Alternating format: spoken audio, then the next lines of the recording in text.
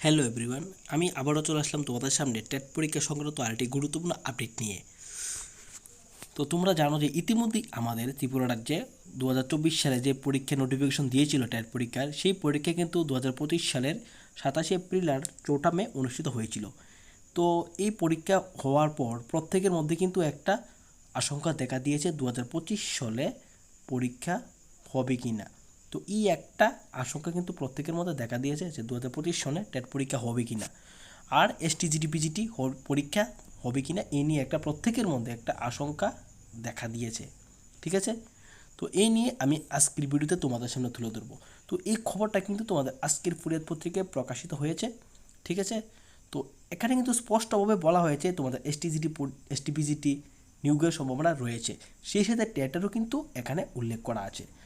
তো এখানে বলা হয়েছে যে 24 সালে কিন্তু যে নোটিফিকেশন দিয়েছিল সেই নোটিফিকেশনের পরীক্ষা কিন্তু আমাদের ত্রিপুরা রাজ্যে মানে 2025 সালের 27 এপ্রিল, তো তারপর পরের মাসে কিন্তু অনুষ্ঠিত হয়েছে। তো এখন বলা হয়েছে 2025 সালের যে চলছে এখন, এই 2025 সালে কিন্তু টেট পরীক্ষা মানে চলতি বছরে যদি সরকার চায় তাহলে কিন্তু পরীক্ষা অবশ্যই করাতে পারে টিআরবিটি। এখানে কিন্তু এটাই উল্লেখ করা হয়েছে। সোজা কথা, যদি 2025 সালে গভর্নমেন্ট চায় যে পরীক্ষা নিবে তাহলে অবশ্যই টিআরবিটি কিন্তু পরীক্ষা নিতে পারে। ঠিক আছে, এখানে কিন্তু উল্লেখ করা হয়েছে। তাছাড়া এসটিজিটি পিজিটি পরীক্ষা কিন্তু অনুষ্ঠিত হতে পারে।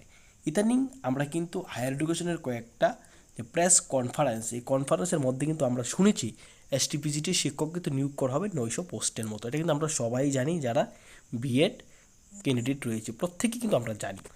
তো এখানে কিন্তু বলা হয়েছে শিক্ষা দপ্তর যে বিষয়গুলো এগুলো কিন্তু চূড়ান্ত পর্বে রেখেই কিন্তু এগোচ্ছে, যে এসটিজিটি পিজিটি এগুলো কিন্তু পরীক্ষা হতে পারে, এগুলো মাথায় রেখে কিন্তু তারা কিন্তু এগুচ্ছে।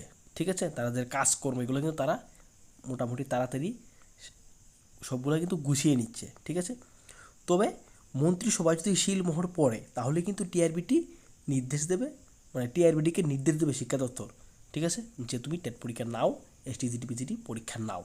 ঠিক আছে, তবে গোটা যে প্রক্রিয়াটা এটা কিন্তু 3 মাসের মধ্যে শেষ করারও টার্গেট নিয়েছে টিআরবিটি। ঠিক আছে, মানে তোমাদের যে টেট পরীক্ষা হয়েছিল 2024 সালের, তো এগুলো নিয়ে এখানে বলা হয়েছে যে যে প্রসেসিং যে মানে ইন্টারভিউগুলো রয়েছে টিআরবিটির মধ্যে এগুলো কিন্তু 3 মাসের মধ্যেই শেষ করার টার্গেট নিয়েছে সৃষ্ট মহল, এখানে তো উল্লেখ করা হয়েছে। তো শিক্ষা দপ্তর বহু আগে থেকেই এসটিজিটি নিয়োগের কিন্তু সিদ্ধান্ত নিয়েছিল, এখানে তো উল্লেখ করা হয়েছে।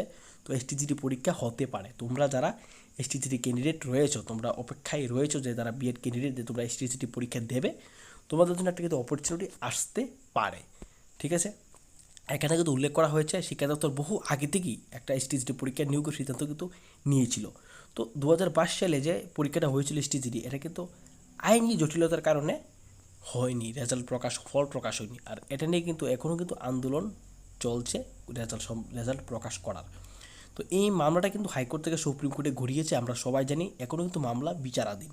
ঠিক আছে, তো আইনি জটিলতাও শেষ হয়নি, ফল প্রকাশও হয়নি টিআরবিটির দ্বারা। ঠিক আছে, তাছাড়া 2023 সালে কিন্তু কোনো এসটিজিটি পিজিটি পরীক্ষা গ্রহণ করা হয়নি টিআরবিটির তরফ থেকে বা রাজ্য সরকারের তরফ থেকে।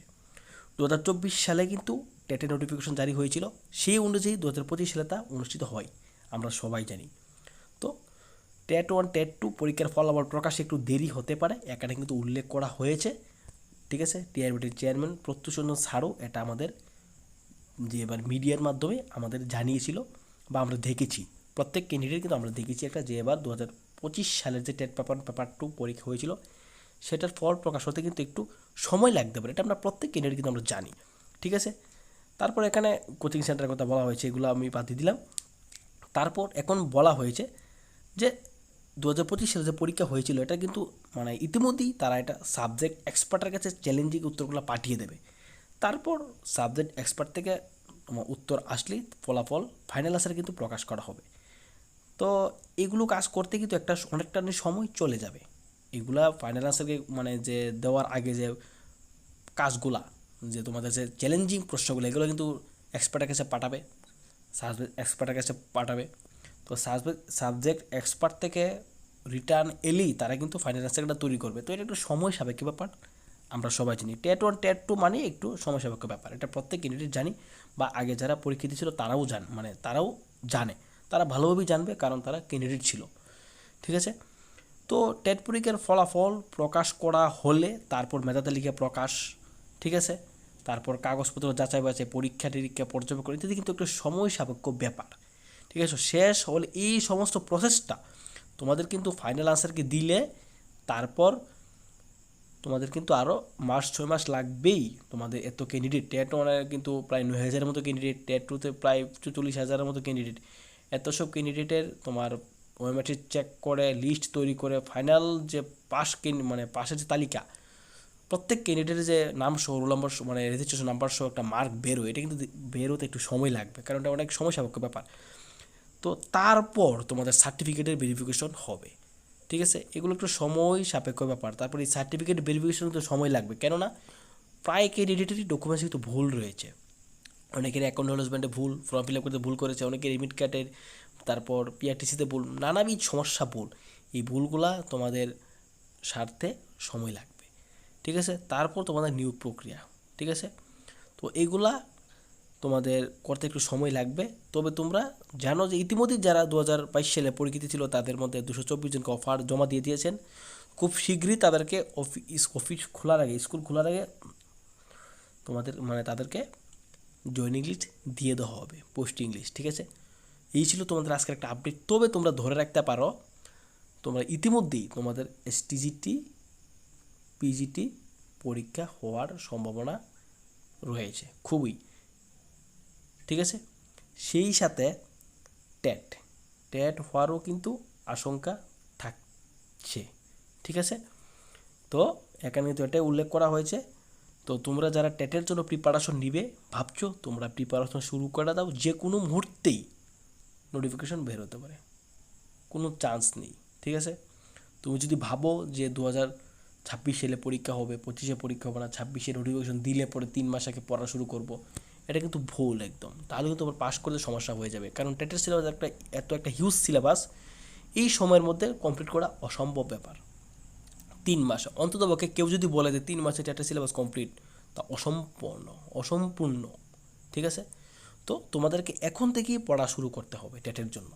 ঠিক আছে, তুমি যদি এখন থেকে পড়া শুরু করো তাহলে আগামী নোটিফিকেশন দেওয়ার আগে তুমি প্রিপেয়ার্ড, এজ এ ক্যান্ডিডেট হিসেবে তুমি প্রিপেয়ার্ড অ্যাডভান্স। নোটিফিকেশন দিলে পরে তুমি অলরেডি রিভিশন শুরু করবে, রিভিশন দিতে পারবে, এইটুকু তোমার একদম এক্সপিরিয়েন্স হিসেবে আমি বলতে পারি। আর যারা এসটিজিটি এসটিপিজিটির জন্য পড়ছো, তোমরা প্রিপারেশন করো, অবশ্যই তোমাদের নোটিফিকেশন বের হতে পারে, কারণ ইতিমধ্যে কিন্তু 900 এসটিপিজিটি শিক্ষক নিয়োগ করা হবে, আমরা সবাই জানি, প্রেস কনফারেন্সে কিন্তু এটা কিন্তু আমরা দেখেছি। ঠিক আছে, আর এসটিজিটি যারা পড়ছো তোমরাও প্রিপারেশন করো, খুব শীঘ্রই তোমাদেরও কিন্তু নোটিফিকেশন বের হতে পারে। তো এই ছিল তোমাদের একটা গুরুত্বপূর্ণ update upcoming STGT PGT TET পরীক্ষার জন্য। ঠিক আছে।